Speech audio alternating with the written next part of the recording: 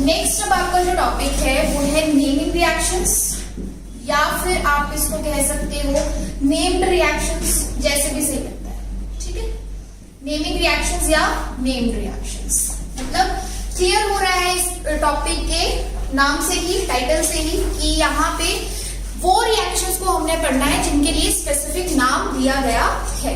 ठीक है, ऑल्दो हमारे पास जो हमने बाकी जो मतलब ऑर्गेनिक केमिस्ट्री पढ़ी है उसमें हमारे पास बीच बीच में कुछ ना कुछ नेमिंग रिएक्शंस आती रही हैं, तो वो तो नेमिंग रिएक्शन चलो वहां पे कवर हुई है, बट इसके अलावा भी हमारे पास 30-40 मतलब मिनिमम मैं कहूँ तो कुछ इंपॉर्टेंट नेमिंग रिएक्शंस बनती हैं, जिसमें से कुछ है जो बार बार रिपीट होती है। तो जो बार बार रिपीट होती है उनको भी मैं यहाँ पे बताते चलूंगी, बाकी जो भी हमारे पास नेमिंग रिएक्शंस है वो सारी कवर करनी है। अच्छा, इस टॉपिक को सीखने का या याद करने का तरीका क्या है?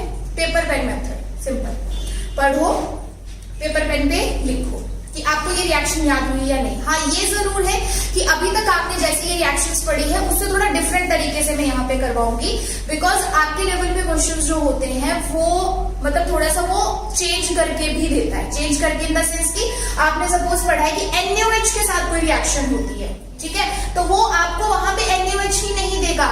हमें क्या पढ़ना है कि NaOH क्या है? बेस।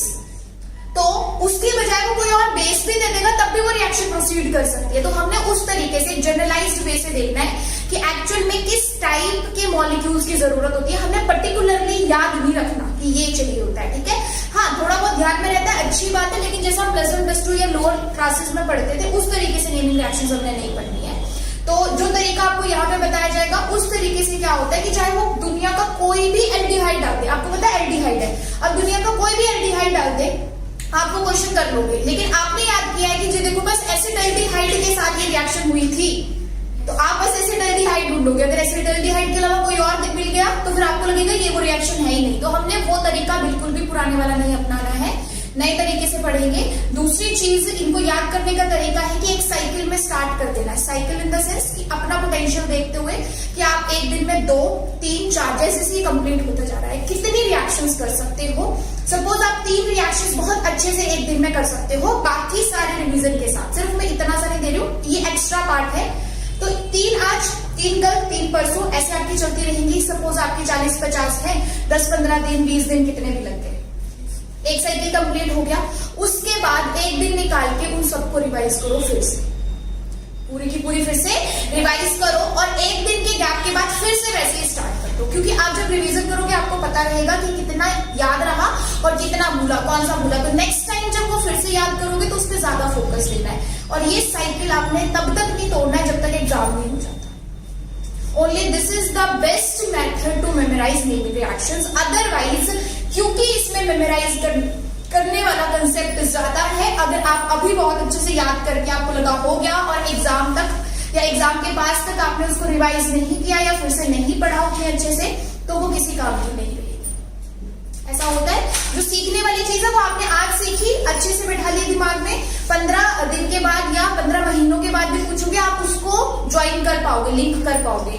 बट याद करने वाली चीज ऐसी होती है कि अगर आपने ब्रेक दिया, रिवीजन नहीं किया, तो वो वही की वही भूल जाती है। ठीक है, इसलिए मैंने इसका तरीका बता दिया है, इसी तरीके को अपनाना है, अपने पोटेंशियल के अकॉर्डिंग 2-3 फिक्स कर लेनी है और हमेशा लिख के देखनी है विद एग्जाम्पल या विद मैकेनिज्म।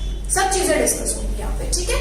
तो नेमिंग रिएक्शन में पहले मैं आपको ये बता देती हूँ कि हमने कैसे करना है। हमने ना यहाँ पे इसको 3 क्लासेस में पढ़ना है। 3 क्लासेस में किस तरीके से डिवाइड कर दिया है ताकि आपको और अच्छे तरीके से लर्न हो सके चीजें, एक सीक्वेंस में बनाने के लिए डिवाइड कर दिया है। फर्स्ट आपके पास होंगी रीअरेंजमेंट वाली रिएक्शंस, ऐसी नेमिंग रिएक्शंस जिसमें क्या हो रही है? रीअरेंजमेंट।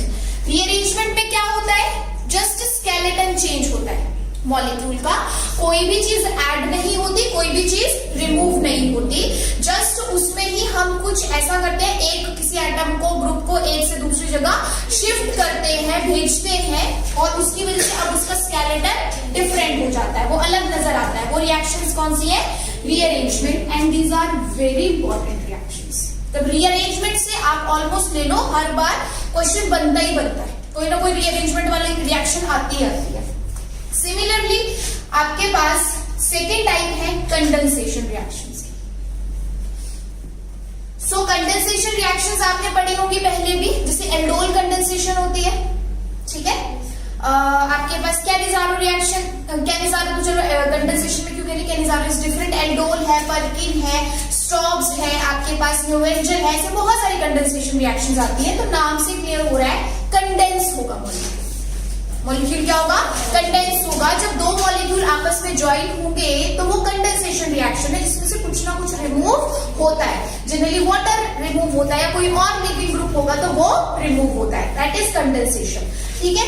इसमें स्पेशली ध्यान बस ये रखना होता है कि हमारे पास जो इनोलेट्स बन रहे हैं, स्पेशली इनोलेट्स बन रहे हैं, वो किसके बन रहे हैं, क्या वो हमारे पास किसी कीटोन का बन रहा है, एनहाइड्राइड का बन रहा है, या किसी एक्टिव मिथिलिन का बन रहा है, बस उसके बेसिस में डिफरेंट डिफरेंट नाम आ जाते हैं, वो सारे हम करेंगे, मतलब इजी है। कंडेंसेशन वाली रिएक्शंस बड़ी इजी है। And the last one is miscellaneous.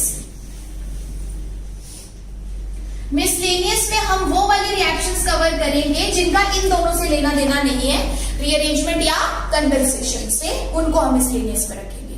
तो इस तरीके से आपके पास तीन मेजर कैटेगरीज रहेंगी नेमिंग रिएक्शंस की, जो हम वन बाय वन कवर करेंगे।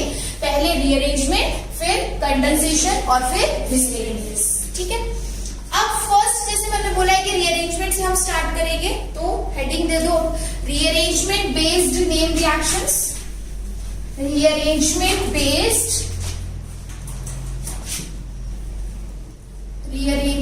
बेस्ड नेम रिएक्शंस या naming reactions.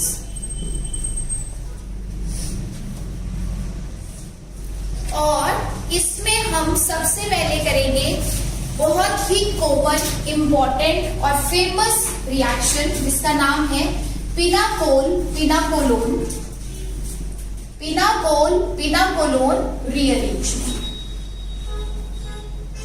Pinacol pinacolone rearrangement.